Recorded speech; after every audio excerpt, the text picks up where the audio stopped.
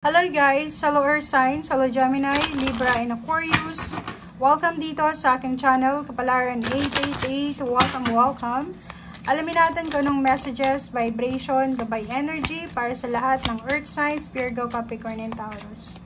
Okay, ano ba ang messages? Ano ba ang energy sa araw na ito? Wow, 4 cards na posibleng magbigay sa'yo ng pwedeng messages or pwedeng gabay or pwedeng awareness or warning or kung ano pa man. Okay. Air signs, Gemini, Libra, and Aquarius. Ang first card mo dito is service. Second is release. Third is insecurity. Wow. 5 and miracle. Okay. So, kung makikita mo dito, air signs, Gemini, Libra, and Aquarius, meron kang 5 baraha. Ito yung pwedeng maramdaman mo sa ngayon.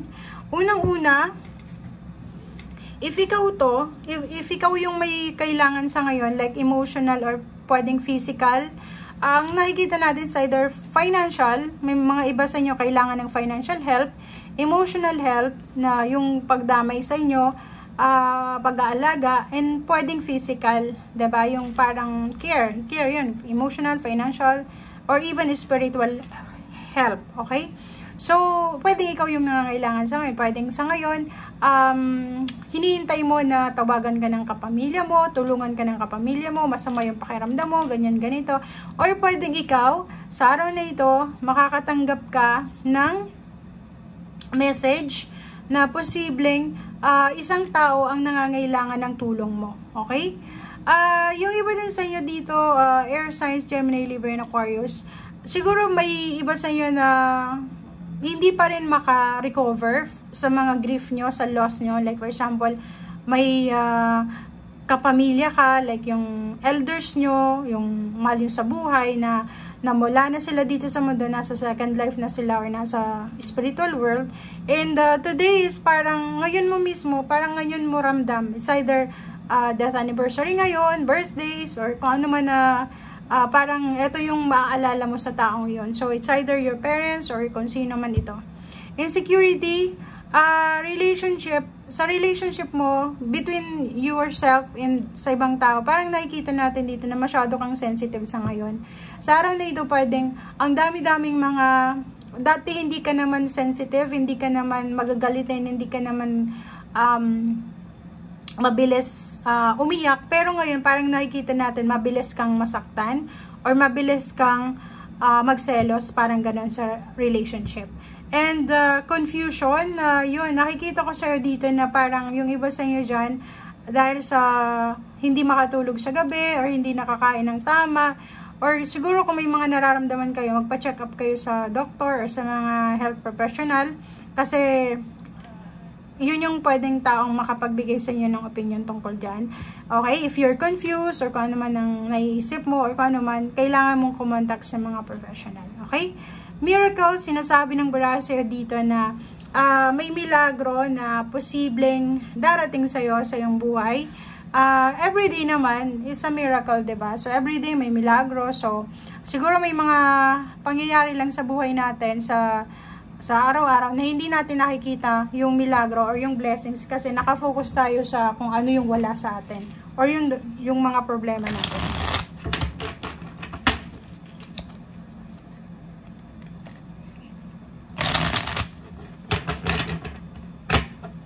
Merong iba sa inyo dyan na nahihirapan kayong pakawalan kung ano yung dapat pakawalan. May mga bagay-bagay kayong hindi nyo matanggap. May mga emotion, happenings na ang hirap-hirap tanggapin. Parang ganun yung energy mo. Okay. First card dito is Emperor, and then, wow, Knight of Swords.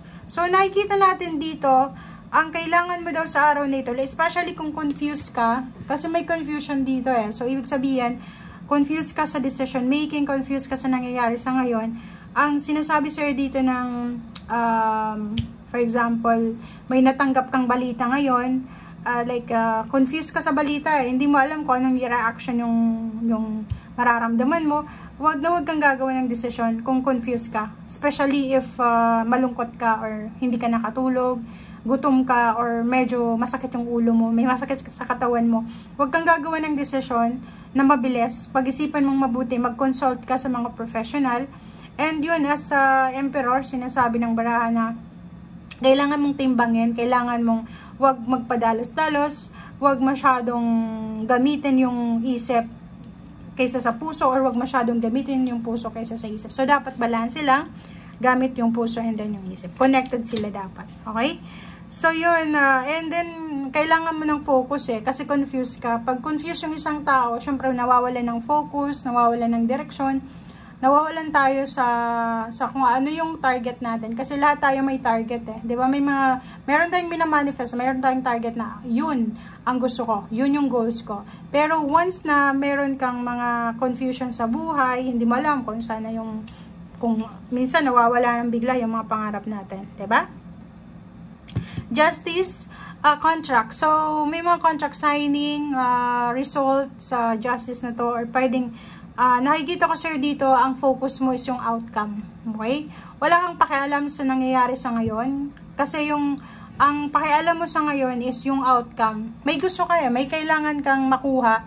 And yun yung parang pinaka-focus mo sa ngayon. Okay? It's either contract signing, sa trabaho, bahay, or kano pa man. So, pera din. So, nakikita ko sir dito na napaka-importante ng pera. Yun yung focus mo Parang, nakikita ko sa'yo dito na kailangan mo na makalikom ng lump sum of money, or parang alam mo yung pakiramdam mo sa ngayon, medyo may insecurities kang nararamdaman ngayon kasi feeling mo yung justice is para lang sa may pera, or feeling mo kailangan mong maging mayaman, kailangan mong maging financially stable para makuha mo yung respeto ng mga tao sa paligid mo.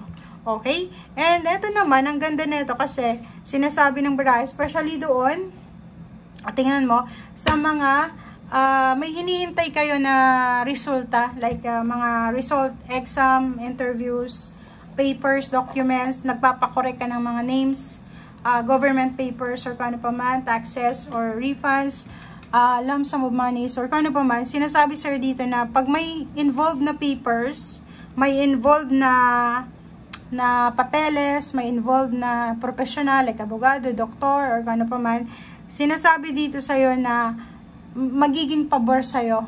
Okay? Kung ano man ang result nito. Positive yung result, and yun yung nakikita mo sa ngayon. Okay? So, sinasabi ng baraha sa'yo dito na tuloy lang, go lang ng go, kasi papabor sa'yo. Kung sa ngayon siguro pakiramdam mo hindi pabor sa'yo yung hustisya, hindi pabor sa'yo yung mundo, kasi ganun talaga diba? Minsan nasa ilalim tayo, minsan nasa ibabaw, palaging nasa ilalim, palaging nasa ibabaw, diba? May nakikita tayo, palaging mayaman, palaging prosperous yung buhay. Meron naman tayong nakikita na palaging nasa ilalim. So dito sinasabi na huwag kang mag-alala kasi saan mang direksyon meron ka ngayon, or saan mang estado ng buhay, posisyon sa buhay, ilalim o ibabaw ka man ng tadhana sa ngayon, ng mundo, sinasabi sa'yo, huwag kang mag-alala kasi papabor sa'yo sa tamang panahon. Okay?